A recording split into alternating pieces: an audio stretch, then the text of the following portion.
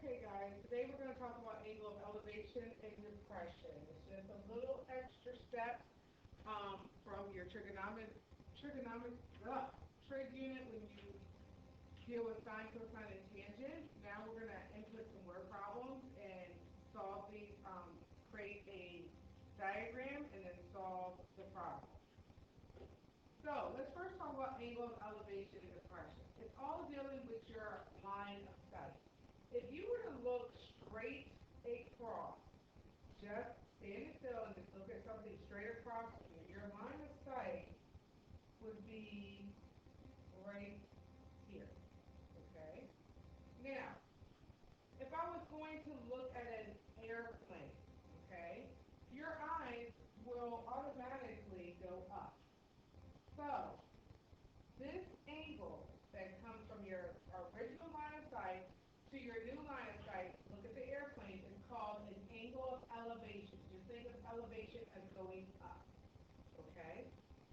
But what if you were on a cliff and you wanted to look down at the ocean, or you want to look down at the ground if you're just standing where you are now? Your original line of sight will go downward. So the angle that this creates is called your angle of depression. Now again, pause this video at any time to write this stuff down and then go ahead and push play again so that you can continue with the video. Now, here's the relationship between the angle of elevation and the angle of depression. The horizontal is your original line of sight, okay? And then you have this line that goes from both lines, the horizontal line, which is your original line of sight. The angle of elevation and the angle of depression, do you notice anything about them?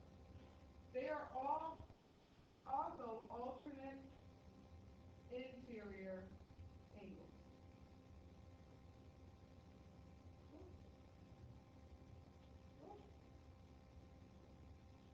So, they are going to be congruent. So the angle of elevation and the angle of depression are equal to each other.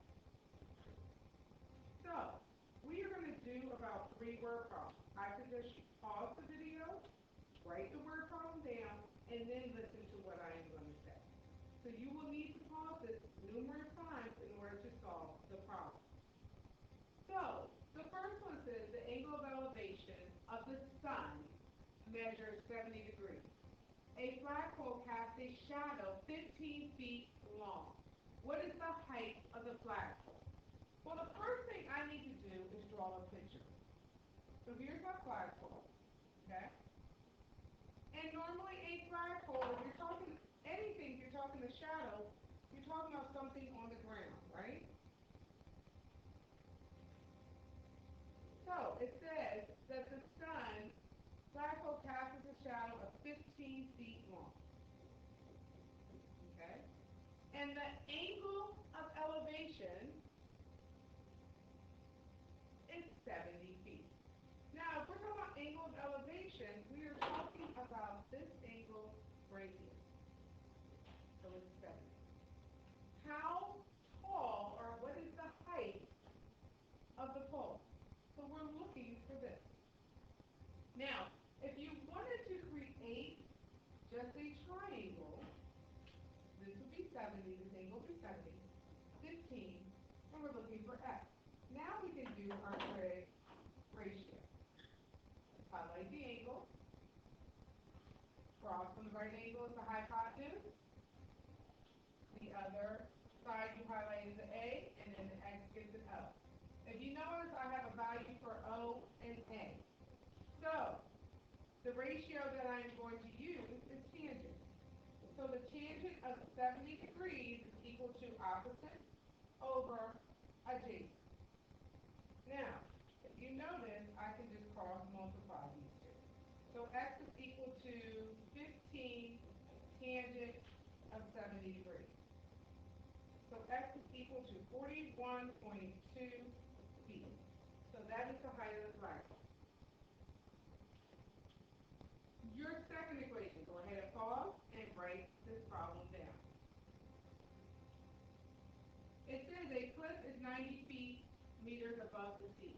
From the cliff, the angle of depression of the boat measures 46 degrees. How far is the boat from the base of the cliff? All right, so you were up on this cliff, okay? And the boat is down here. Everybody with me so far? Now, it says the cliff is 90 feet above the sea. So it's 90 feet tall, okay? It says it makes an angle of depression. So if this is my line sight right here, be careful with this. The angle of depression is not this angle right here because you're not going from the horizontal line. The angle of depression would be right here, which is 46. Okay? How far is the boat from the base of the cliff? So we're looking for the length from the boat to the cliff. Now, remember, you have alternate anterior angles. So then if this is the angle of depression, right here, then this is the angle of elevation, which is also 46. Okay? Now, if I want to convert that just to a triangle without all the boat and the cliff in there, this is 46, 90, and F. Now, let's go ahead and highlight my angle. This will be H, A, and O. If you notice, I have values for O and A again. So I'm going to use tangent of 46 degrees is equal to 90 over adjacent. Well, if you look this time, when you cross multiply, the x is at the bottom, or in the denominator. So what you're going to need to do is switch the two. So this becomes x is equal to 90 divided by tangent of 46. And your answer is 86.91.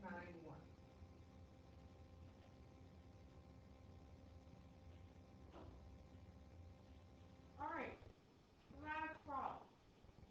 Again, make sure you pause it in order to write this down. All of these need to be written in your book. You are flying a kite and have to let out 80 meters of string. The angle of elevation with the ground is 40 degrees. If the string is stretched straight, how high is the kite above the ground? All right, well, you know a kite does not fly like this. I don't know what kite you fly, if this is how your kite is flown. Okay? Normally, when you fly a kite, it goes out. Whoops, sorry, y'all. It goes out in this direction. Okay? And it says the kite lets out a string of 80 meters. The angle of elevation with the ground, here's the angle of elevation, is 40. If the string is stretched straight, how high is the kite? So I'm looking for how high the kite is. Let me go ahead and rearrange and draw this picture as just a triangle, 40 and F. Now I have H, A, and O. I have a value for O and H. So I am going to use sine this time. Sine of 40 degrees is equal to opposite over hypotenuse. Again, because there's a number in the denominator, all I have to do is multiply those two together. And your answer becomes 51.42. Okay, so you have two problems to do. You need to write them, listen, on a sheet of paper, not in your notebook, and they're going to rip them out. On a separate sheet of paper. You're going to write the problems out, the word problems. You're going to draw me a picture, and then you're going to solve it correctly. Each one of these problems, I have done one of them like this in the handout. I mean, in the notes. So there is no excuses why you don't understand. Go back and look at the three problems I did and see which one is similar to these two problems. These are due tomorrow when